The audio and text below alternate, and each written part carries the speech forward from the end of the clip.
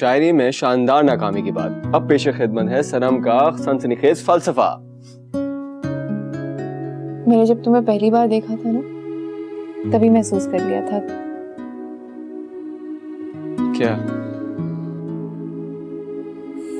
कि हम दोनों बिल्कुल एक जैसे हैं, एक दूसरे के लिए हैं। यही तो मसला है कि हम दोनों एक जैसे हैं। तुम बनाओगे तो बन जाएगा ना ये भी एक मसला।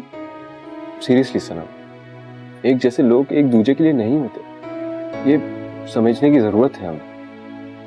तो तुम समझा दो ना। देखो सनी, मैं तुमसे जीतना नहीं चाहती, मैं तुमसे जीत भी नहीं सकती।